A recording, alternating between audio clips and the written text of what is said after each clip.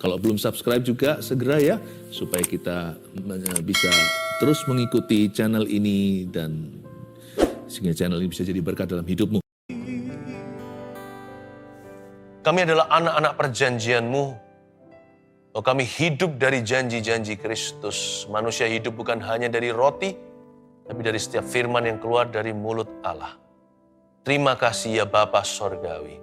Berbicaralah kepada kami, ajari kami menjadi umat perjanjian-Mu.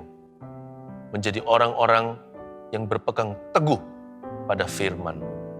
Kami percaya dan kami pertaruhkan segala sesuatu. Kami yakin firman-Mu akan digenapi. Sebab Allah yang berjanji tidak pernah berdusta dan memungkiri janjinya sendiri. Terima kasih Tuhan. Ajari kami untuk benar. Bawa kami dalam persekutuan yang sangat intim dengan Roh Kudus sekarang. Sembunyikan hamba-Mu di balik salib Yesus Kristus. Haleluya. Amin. Praise the Lord. Puji Tuhan. Ambil catatan dan Alkitab, kita belajar firman. Saya berikan judul Seluk-beluk Janji Tuhan. Kita buka di kitab Kejadian. Pasal yang ke-17, ayat ke-15. Seluk-beluk janji Tuhan. Saya ingin agar Anda memahami pengajaran ini supaya kita tidak lika-liku hatinya dalam janji-janjinya. Banyak orang itu nggak bisa konsisten berjalan dalam janji Tuhan. Nah, itu kesalahannya. Padahal janji Tuhan itu saling sambut-menyambut. Artinya, dia selalu memimpin dari satu janji setelah penggenapan pada janji berikutnya. Estafetnya itu ada. Dan kalau hati kita lika-liku seperti ini, apalagi kalau kita salah paham dengan dia yang memberi janji, waduh, kita nggak akan bisa memperoleh sesuatu. Yakobus berkata, orang yang bimbang hatinya atau mendua hati tidak akan dapat apa-apa. Dan kalau dia berdoa pun dia salah doa. Doanya adalah untuk memuaskan dirinya atau memuaskan hawa nafsu. Pahami ini ya dengan segenap hati. Pelajaran-pelajaran ini, firman-firman ini adalah terobosan-terobosan baru dalam hidupmu. Pahami agar hatimu tidak lika-liku. Seluk-beluk janji di Kejadian pasal 17 ayat 15, sekali lagi tentang Abraham, saya bacakan. Selanjutnya Allah berfirman kepada Abraham. Tentang istrimu Sarai, janganlah engkau menyebut dia lagi Sarai, tapi Sarah, itulah namanya. Aku akan memberkatinya, dan daripadanya juga aku akan memberikan kepadamu seorang anak laki-laki.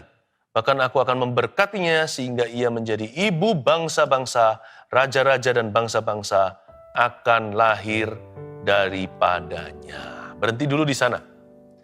Iman timbul dari pendengaran dan pendengaran oleh firman Kristus. Iman itu bukan mainan, iman-imanan. Iman itu harus ada fondasi, fundamentalnya adalah firman. Ayat 15 selanjutnya Allah berfirman kepada Abraham, itulah cikal bakal penggenapan janji. Ketika kita memperoleh janji itu dulu. Bagaimana kita bisa mengalami penggenapan? Kalau Alkitab aja nggak pernah kita buka, kita nggak pernah merenungkan firman. Padahal janji Tuhan kaya di dalamnya. Harus ada kata selanjutnya Allah berfirman. Ada kelanjutannya. Saling sambut menyambut yang saya katakan tadi. Bagaimana bisa lanjut? Jikalau kita tidak pernah mau mengerti apa yang Tuhan firmankan. Makanya renungan seperti ini itu memerdekakan. Membebaskan. Ini impartasi, bukan informasi. Selanjutnya Allah berfirman, saya yakin saya bisa khotbah, hanya Allah yang bisa berfirman. Saya bisa khotbahkan firman, hanya Roh Kudus yang akan menghidupkan firman itu dalam hatimu. Karena itu, belajar untuk menangkap sinyal-sinyal, rema-rema di balik kata-kata seorang pengkhotbah. Di balik pesan gembala, ada jawaban Allah. Waktu kita baca Alkitab sendiri juga, waspadalah. Sebab nanti ada ayat-ayat yang melompat di dalam jiwa Anda. Itulah yang disebut iman yang timbul dari pendengaran. Selanjutnya Allah berfirman kepada Abraham. Ya, ini mulai masuk ke dimensi janji. Kalau Tuhan mulai berkata-kata, siap-siap, sebentar lagi sesuatu akan terjadi. Lalu Tuhan bicara tentang istrinya. Tentang istrimu Sarai. Janganlah engkau menyebut dia lagi Sarai, tapi Sarah itulah namanya. Firman itu tidak berlaku dalam diri orang yang tidak mau bekerja sama, karena Tuhan tidak pernah memaksa. Roh Kudus itu sopan sekali, kalau roh jahat itu menyurupi. Nah, firman itu harus menjadi daging, dia harus menjadi flesh and blood. Tidak bisa jadi teori, kalau jadi teori tidak ada kuasanya, dan Tuhan sembunyikan powernya. Tapi ketika kita switch on, kalau kita tekan tombolnya, on off itu, kalau kita tekan on. Jangan begini, ini aku, utuslah dia. Firman itu harus diterapkan pada dirimu sendiri, jangan tuding jari. Ketika firman itu diterapkan pada Sarai, maka Tuhan menghidupkan badannya yang sudah tua bangka, gak mungkin bisa punya anak. Dia sudah menopause, sudah lewat masanya untuk melahirkan. Dia udah umur 90, bayangkan. Tapi Tuhan bilang gini, Sarai harus mengenakan firman ini atas dirinya sampai-sampai terjadi transformasi nama. Bukan berarti di sini diajarkan bagi kita mengubah nama kita baru berkat itu tiba. Enggak ya. Tapi ini adalah cetusan iman, ini adalah tindakan iman. Firman itu perlu diresponi dengan iman. Dan harus ada tindakan, iman tanpa perbuatan adalah mati. Tentang istrimu Sarai, jangan engkau menyebut dia lagi Sarai. Tetapi Sarah itulah namanya, karena Sarah itu artinya ibu bangsa-bangsa. Mana ada ibu bangsa-bangsa? Anak satu pun belum punya. Abraham minimal sudah punya satu anak, dari Hagar tapinya. Sarai satu pun belum ada. Bagaimana bangsa-bangsa? Satu bocah aja nggak punya. Tapi Tuhan bilang gini, kamu sama Sarai, dua-dua harus sepakat. Nggak bisa. Kalau salah satu saja suami istri, tidak akan jadi. Buat anak juga harus dua. Maka Abraham kan sudah diganti namanya dari Abram, menjadi Abraham, artinya bapak bagi bangsa-bangsa. Belum realisasi, belum dicairkan janji Tuhan. Sampai Sarai pun menerapkan janji itu atas tubuhnya, atau atas hidupnya, atau atas dirinya sendiri. Sebelum Sarai berganti menjadi Sarah, dan dia percaya bukan ketawa, hahaha mana bisa. Maka janji Ishak itu tidak akan tiba. Kan Abraham tidak bisa mengandung kan, perlu kandungan Sarah. Dibutuhkan Abraham dan Sarah sama-sama sepakat. Pesan Tuhan bagi suami istri, kalau mau melihat terobosan dalam apapun yang jadi kehendak Tuhan, apapun yang datangnya dari janji Allah dalam hidupmu, suami istri harus sepakat, tidak seperti Anania Safira, sepakat dalam hal jahat. Janji Tuhan itu harus disepakati suami istri. Pesan khusus bagi mereka yang berumah tangga. Dan ketika Sarai mulai menerapkan firman atas dirinya, mulai hari ini aku bukan Sarai, tapi Sarah. Apa bedanya sih Pastor Philip, Sarai dan Sarah? Kan bedanya I saja. Oh banyak, ya banyak. Ya contohnya bahasa Indonesia, katakan beda satu huruf aja, saya nggak kepikir sih sekarang. Itu bisa beda artinya. Sarah di sini artinya ibu bangsa-bangsa. Lalu ayat 16 Tuhan berkata begini dengan jelas, aku akan memberkatinya. Bukan hanya Abraham loh ya, Sarah juga. Dan daripadanya juga, aku akan memberikan kepadamu seorang anak laki-laki. Bahkan aku akan memberkatinya sehingga ia menjadi ibu bangsa-bangsa, raja-raja bangsa-bangsa akan lahir daripadanya. Coba dicatat ayat 16. Kan kita bicara tentang seluk-beluk janji. Kita masuk dalam dimensi janji untuk mengerti. Nah, Tuhan tidak berjanji kepada Abraham untuk memberi keturunan kepada Abraham saja. Kalau memberi keturunan kepada Abraham, sudah digenapi. Kan sudah punya Ismail. Waktu ini firman diberikan, Abraham sudah punya anak. Tapi di mata Tuhan, dia belum punya putra. Karena yang dimaksudkan Tuhan adalah putra perjanjian. Tuhan dengan jelas berkata, yang diakui oleh Tuhan sebagai putra perjanjian itu Ishak, bukan Ismail. Dan Tuhan secara jelas mencetuskan bahwa kamu akan dapatkan perjanjianmu itu dari Sarah yang kuberkati, dan daripada Sarah aku akan memberikan kepadamu seorang anak laki-laki. Jadi karena itu poin nomor 1 tolong dicatat ya, sebagai seluk-beluk janji Tuhan agar kita mengerti bagaimana mempercayai janji. Dan bagaimana kita menjadi umat perjanjian, gimana kita bisa berjalan dalam penggenapan. Nomor 1, jangan halalkan segala cara untuk genapi janji Allah. Tuhan jelas-jelas bilang dari Sarah, bukan dari wanita siapa saja. Jadi ternyata selama ini kita salah. Bukan salah, kita hanya setengah. Pengertian kita itu belum lengkap. Kita kira bahwa Tuhan punya perjanjian sama Abraham. Kalau Tuhan punya perjanjian sama Abraham doang, bisa saja sama Hagar, sama perempuan lain. Tapi Tuhan punya perjanjian sama Abraham itu dengan Sarah. Dengan Sarah.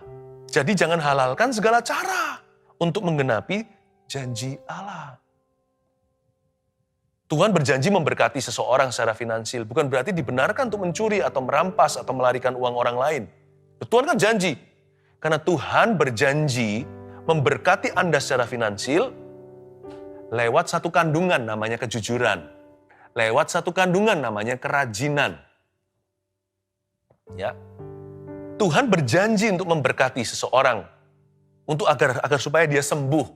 Misalkan dia sakit, dokter sudah angkat tangan, medis secara sains atau secara ilmu pengetahuan sudah nggak bisa berbuat sesuatu apa-apa. Anda cari Tuhan, Tuhan memberi janji bahwa Anda akan sembuh. Namun demikian bukan ke Tuhan, Anda cari sumber-sumber yang berisi kuasa kegelapan.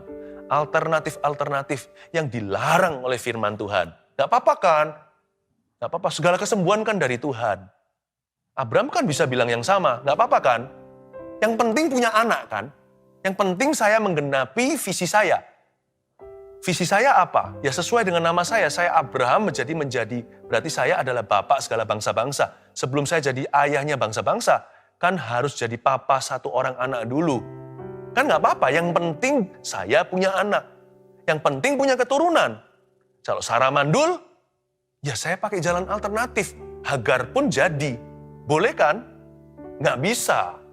Nggak bisa. Tuhan janji untuk menyembuhkan Anda. Ya, sekalipun mungkin lewat medis sudah nggak bisa. Tidak membenarkan bahwa Anda cari kuasa gelap. Cari orang-orang yang bukan sumbernya Roh Kudus. Dan katanya menjanjikan bisa sembuh. Sekalipun kalau Anda sembuh, itu Hagar. Oh, binasalah jiwa. Itu kesembuhan hanya pindah penyakit namanya. Yang keluar itu Ismail, bukan Ishak. Itulah sebabnya Tuhan dengan jelas berkata, ayat 16, aku akan memberkatinya, jelas-jelas Sarah. Dan daripada Sarah, bukan sembarang wanita, aku akan memberikan kepadamu seorang anak laki-laki. Jadi jangan mengejar keuntungan dengan cara apapun yang Anda halalkan. Bahkan kita tidak perlu memenangkan jiwa dengan membayar segala harga. Anda tidak perlu menjadi seorang perokok untuk memenangkan kawan Anda yang merokok. Anda tidak perlu untuk jadian dengan orang yang tidak seiman supaya nanti ajak dia ke gereja. Kan tujuannya mulia. Halalkan segala cara. No ya, no. Sarah, Tuhan bilang dari Sarah. Catat baik-baik Sarahmu itu apa. Dari mana kau dapatkan janji itu? Sama pentingnya dengan janji itu sendiri. Jangan halalkan segala cara untuk genapi janji Allah. Ya, the ends don't necessarily justify the means. Tujuan tidak otomatis menghalalkan segala jalan. Ayat 17. Lalu tertunduklah Abram dan tertawa serta berkata dalam hatinya, mungkinkah bagi seorang yang berumur 100 tahun dilahirkan seorang anak? Dan mungkinkah Sarah yang telah berumur 90 tahun itu melahirkan seorang anak? Abrahamnya tertawa. Dan Abram berkata kepada Allah, sekiranya Ismail diperkenankan hidup di hadapanmu. Tetapi Allah berfirman ayat 19, tidak, melainkan istrimu Sarah lah yang akan melahirkan anak laki-laki bagimu. Dan engkau akan menamai dia Ishak. Spesifik loh ya. Engkau akan menamai dia Ishak.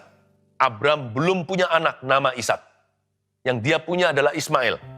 Dan engkau akan menamai dia Ishak. Dan aku akan mengadakan perjanjianku dengan dia. Menjadi perjanjian yang kekal untuk keturunannya. Tentang Ismail, kata Tuhan di ayat 20. Aku telah mendengarkan permintaanmu. Ia akan kuberkati. Kubuat beranak cucu dan sangat banyak. Ia akan memperanakkan 12 raja dan aku akan membuatnya menjadi bangsa yang besar. Tetapi perjanjianku akan kuadakan dengan Ishak, diulang lagi. Spesifik sekali, belum ada seseorang di rumah tangga Abraham namanya Ishak, karena Ishak itu namanya unik sekali, artinya tertawa. Sebenarnya nggak terlalu bagus-bagus banget. Kalau joy, sukacita lain cerita, tertawa. Ini untuk mengingatkan Abraham tertawa waktu dengar janji itu, mana bisa, padahal dia adalah bapak iman. Belum lagi nantinya, persis 1 tahun sebelum nanti si Sarah mengandung, didatangi sama malaikat, Tuhan dengan 2 malaikat, didatangin. Lalu waktu memberitahu dia akan hamil, Sarah tertawa. Jadi kata Ishak itu sebenarnya nggak lazim dalam rumah tangga ini, karena Tuhan memberi nama itu untuk mengingatkan mereka bukan dosa mereka atau aib mereka, tapi untuk mengingatkan bahwa anak ini adalah anak mujizat. Tuhan bilang begini, tetapi perjanjianku ayat 21 akan kuadakan dengan Ishak. Gak ada orang lain yang dia punya Ismail. Yang akan dilahirkan Sarah bagimu. Tahun yang akan datang pada waktu seperti ini juga. Setelah selesai berfirman kepada Abraham, naiklah Allah meninggalkan Abraham. Coba bayangkan, Tuhan tuh mengulang-ulang. Masa Tuhan bertele-tele? Ayat 21 loh diulang-ulang lagi. Perjanjianku itu akan kuadakan dengan Ishak. Ishak loh ya, Ishak loh ya, Ishak loh ya, ini loh ya, ini loh ya. Apa-apa cerewet gitu ya. Kadang-kadang orang tua perlu cerewet. Karena kita bebal. Diingatkan lagi. Ya. Jadi Tuhan beritahu pada Abraham, Ishak loh ya, Ishak loh ya, Ishak loh ya. Lalu nggak cukup di situ, yang akan dilahirkan Sarah loh ya, Sarah loh ya. Yang dilahirkan Sarah bagimu. Waktunya pun spesifik sekali, tahun yang akan datang. Pada waktu seperti ini juga, waktu itu Abraham umur 99. Belasan tahun yang lampau dia dapat Ismail, waktu dia umur 86. Abraham punya anak pertama. Tapi bukan dari Sarah. Itu enggak? Kalau bukan dari Sarah, termasuk enggak? Kalau bukan dari Sarah, sah enggak? Tidak semua berkat itu sah. Bahkan tidak semua mujizat. Coba pahami. Kita hidup itu oleh iman. Dan iman itu tidak sembarangan. Iman itu juga memperhitungkan sumbernya. Bukan yang penting hasilnya. Dan Tuhan berbicara berkali-kali dalam seluk-beluk janji. Supaya kita mengerti gimana jadi umat perjanjian, gimana jalan dalam pengenapan. Supaya kita mengerti, diajari hari ini lewat saat teduh ini bagaimana kita itu memegang janji Tuhan. Dan jangan seperti Abraham yang putus asa di tengah-tengah, hampir kecewa, goyah imannya. Lalu kompromi, membuat kesalahan. Tapi sebenarnya kita tidak lebih baik dari Abraham. Abraham bisa gitu, apalagi you and me. Tapi kita bisa pelajari hari ini. Jangan halalkan segala cara. Tuhan ingatkan Abraham berkali-kali, ya boleh salah sekali, Hagar jangan salah kedua kali. Tuhan ingatkan lagi, ini sudah dekat loh waktunya, 1 tahun kemudian kamu akan punya anak perjanjian. Ya, putra mahkotamu dari Tuhan. Padahal bukan anak nomor 1 loh, dia sudah punya anak dari Hagar. Dia itu Lauer atau anak nomor 2. Tapi Tuhan berkata, dialah putra mahkota. Pokoknya dari janji Tuhan itu yang sah. Yang dari janji Tuhan itu yang kekal. Yang dari janji Tuhan itu yang mantap betul. Yang dari janji Tuhan itulah yang mengandung rencana yang luar biasa. Yang enggak, itu biasanya yang lainnya, yang bukan janji Allah. Yang dari kompromi, dari kesalahan, dari pikiran sendiri, itu biasa-biasa. Biasanya juga enggak awet. Sebentar lagi nanti menguap. Bisa-bisa jadi sumber masalah. Dan Tuhan itu bicara berkali-kali, ini udah dekat waktunya pengenapan. Hei, Abraham, Ishak lo ya, Ishak lo ya, Ishak lo ya, Ishak lo ya. Lalu berkata, dari Sarah lo ya, dari Sarah lo ya, dari Sarah lo ya. Papa cerewet, Bapak Sorgawi terus ingatkan. Ayo, jangan sampai salah alamat. Sekali lagi kita lihat di ayat yang ke-19. Tetapi Allah berfirman.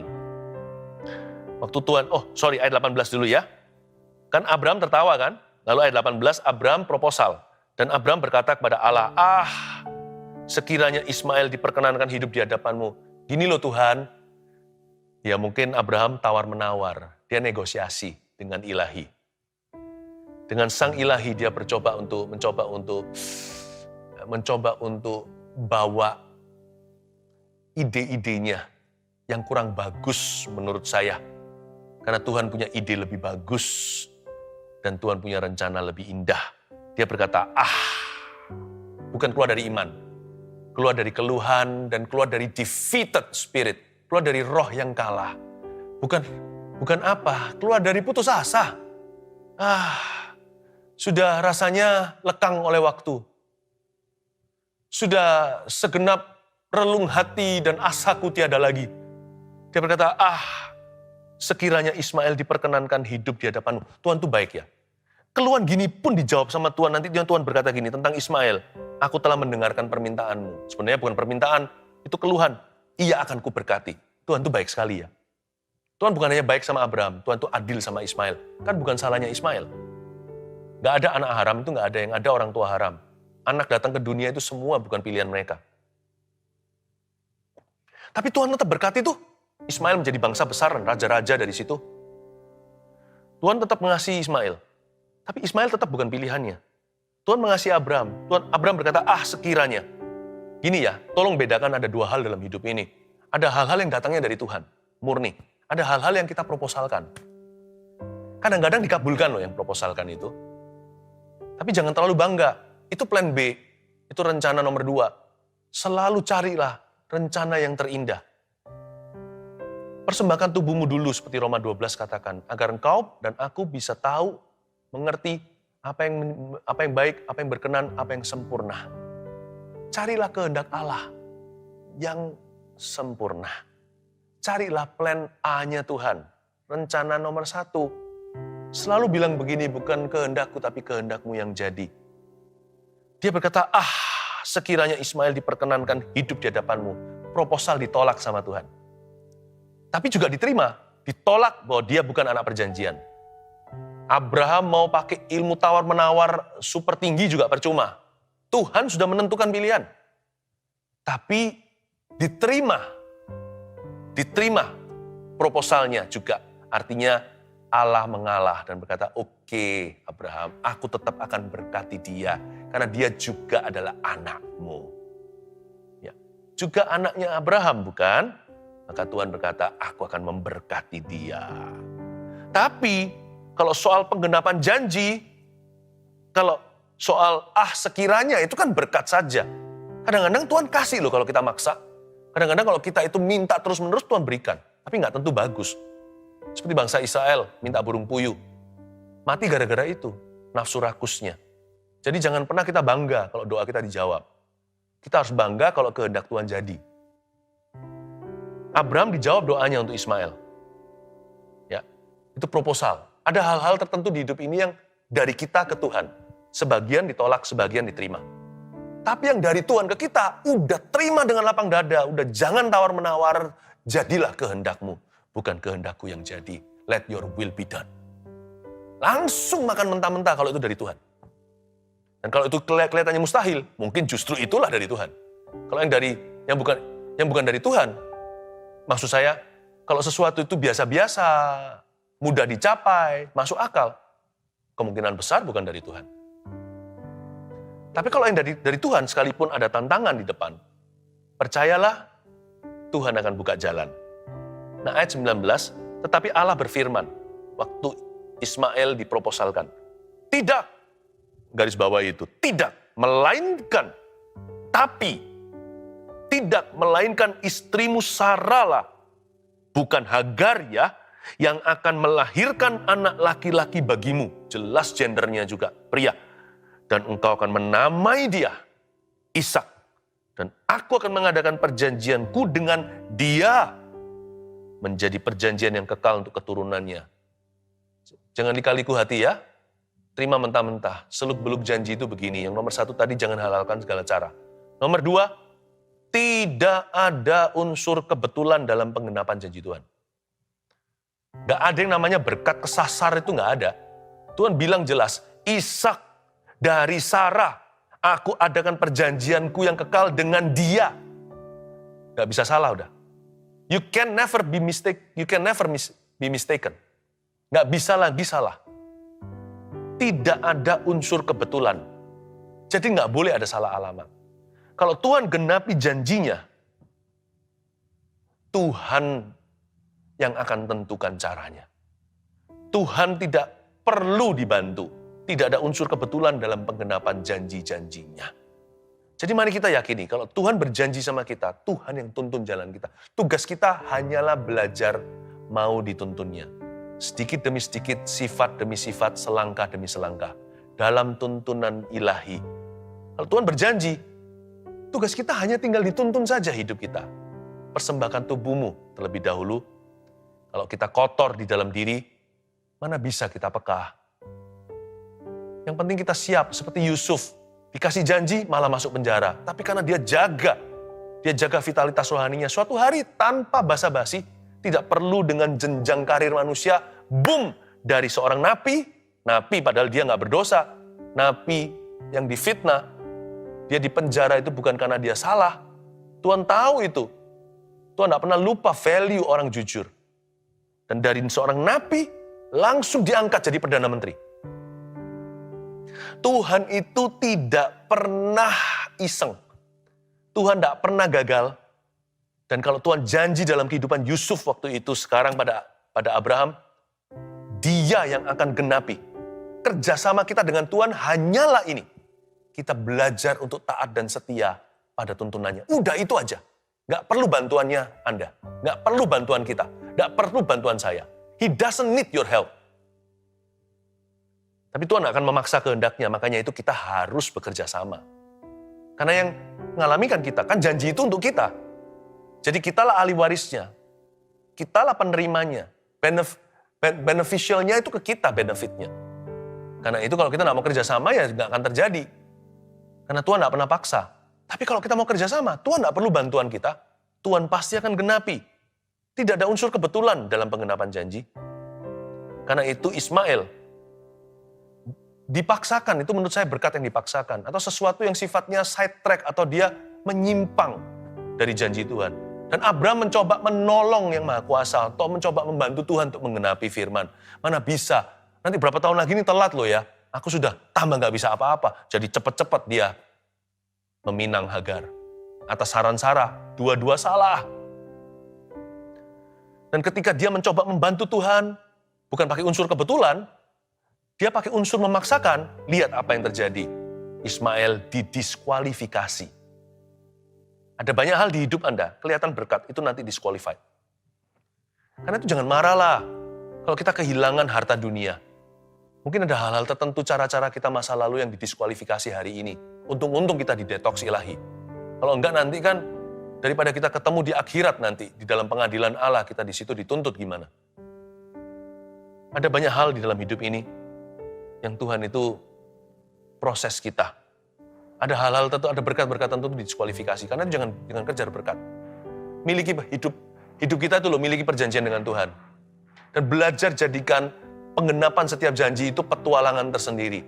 Every fulfillment of His promise itu an adventure in itself. Sebuah petualangan yang luar biasa. Yang penting iman kita bertumbuh dalam semua pengalaman hidup kita. Dan kita lihat sekarang ayat berikutnya, ayat 23. Setelah itu Abraham memanggil Ismail anaknya. Dan semua orang yang lahir di rumahnya, juga semua orang yang dibelinya dengan uang, yakni setiap laki-laki dari isi rumahnya, lalu ia mengerat kulit katan mereka pada hari itu juga, alias sunat ya. Seperti yang telah difirmankan Allah kepadanya. Abraham akhirnya kita melihat, dia mengerat kulit katan mereka semua, termasuk Ismail anaknya, Ishak belum ada. Abraham berumur 99 tahun ketika dikerat kulit katannya, dan Ismail anaknya berumur 13 tahun ketika dikerat kulit katanya. Pada hari itu juga Abraham dan Ismail anaknya disunat, dan semua orang dari isi rumah Abraham, baik yang lahir di rumahnya maupun yang dibeli dengan uang dari orang asing, disunat bersama-sama dengan dia. Nomor 3. Seluk-beluk janji itu kayak gini untuk jalan dalam penggenapan. Setelah jangan halalkan segala cara untuk genapi janji Allah, juga tidak ada unsur kebetulan dalam penggenapan janji Tuhan. Yang terakhir, buktikan iman kita pada janjinya dengan ketaatan. Ini palu godamnya. Abraham tidak mengulur waktu, dapat firman gitu langsung memanggil Ismail anaknya, dan semua orang laki-laki baik yang lahir di rumahnya maupun orang-orang budak-budak yang bekerja untuk dia waktu itu, dia mengerat kulit katan mereka semuanya sesuai dengan perintah Tuhan. Dia membuktikan imannya pada janji Tuhan lewat ketaatan. Tidak perlu kita itu membantu Tuhan. Dan untuk Abraham melakukan sunat ini, resikonya tinggi loh. Coba Anda pahami. Coba pahami. Resiko apa? Resikonya adalah Abraham itu tidak lama lalu baru perang melawan 4 raja dan mengalahkan mereka, serta menyelamatkan Lot kemenakannya. Nah bayangkan, sekalipun kalah tentaranya, rakyatnya akan bangkit lagi yang namanya bangsa nggak akan punah. Tapi pada waktu dia sunat semua pria, itu berarti termasuk all his fighting men, termasuk semua orang-orang yang mampu berperang. Dia bawa 300 sekian waktu itu, seperti Gideon, untuk melawan raja-raja ini. Semua dalam kondisi tidak bisa angkat senjata. Karena zaman dulu kan belum canggih seperti hari ini. Sekarang pun masih perlu waktu pulih. Dan untuk dia lakukan ini, untuk dia taat itu penuh resiko. Jikalau terjadi retaliasi atau terjadi balas dendam dari pihak raja-raja yang tidak takut akan Tuhan itu, dia nggak punya tentara. Semua prianya lumpuh. Tapi dia nggak peduli. Tuhan berfirman, dia langsung lakukan. Karena dia adalah Bapa iman. Dan imannya bukan omong doang. Dia buktikan imannya kepada Tuhannya. Langsung lewat ketaatan. Janji itu percuma kalau tidak kita melakukan bagian kita. Tapi janji itu menjadi supranatural ketika di dalam alam natural atau alami kita berani dan sengaja untuk taat kepada Tuhan. Urusan Tuhan dari pihak sisi sana, notarisan sorga, Tuhan tidak perlu dibantu, dia akan genapi. Dari sisi kita, zaman dulu perjanjian sunat, zaman sekarang perjanjian baru adalah ketaatan dan kekudusan saja. Dari sisi kita, mari kita buktikan. Jangan kita koar-koar dan kita bergembar-gembor dan berkata, aku percaya janji Tuhan, aku percaya janji Tuhan. Seringkali orang yang suka mendengungkan dia itu percaya, akan diuji kepercayaannya lewat ujian ketaatan. Karena seluk-beluk janji di sini. Kalau orang tidak mau taat, hanya mau percaya janji, orang itu lika-liku hati. Itu bukan seluk-beluk janji, itu orang tidak lurus jalannya dengan Tuhan. Janji Tuhan hanyalah menjadi suatu angan-angan. Seluk-beluk janji di sini masuk ke dalam setiap tikungan-tikungan penggenapan itu dimulai dengan suatu niat dalam hati, bukan percaya saja, tapi aku mau taat kepada Tuhan. Buktikan hari ini kalau Anda percaya kepada janji Tuhan. Buktikan dengan ketaatan. Kalau Anda percaya, Tuhan itu beserta denganmu. Sekalipun susah, ampuni yang bersalah kepadamu. Kalau Anda percaya, Allah itu adalah kasih. Kalau Anda percaya bahwa Tuhan itu bisa memelihara, bekerjalah dengan konsentrasi. Serahkan sisanya kepada Tuhan yang sanggup untuk memberkatimu dan mengangkat kondisi hidup Anda yang terpuruk hari ini. Amin. Kalau Anda percaya, Tuhan bisa sembuhkan Anda. Jangan tunggu Anda sembuh dulu. Anda bisa peduli kepada sesama. Doakan mereka dalam kebutuhannya. Kalau Anda yakin Tuhan telah mendengar doamu, doakan orang lain juga. Buktikan imanmu melalui ketaatan yang bisa Anda lakukan. Taati apa yang sudah Anda tahu sebagai hal yang baik dan benar di hadapan Tuhan. Jangan ditunda. Taat sekarang seperti Abraham. Taat seketika itu juga. 3 poin ini, seluk-beluk janji Tuhan. Catat dan lakukan. Saya percaya setiap tikungan dalam hidupmu mulai hari ini akan ada penggenapan. Haleluya. Thank you Jesus. Kita terima berkat Tuhan. Angkat tangan, terimalah berkat dari Allah Bapa, Putra, Roh Kudus. Janji itu ya dan amin dalam Kristus. Terimalah rahmat, damai, sejahtera dalam nama Yesus Tuhan. Haleluya. Amin. And there I find you in the mystery.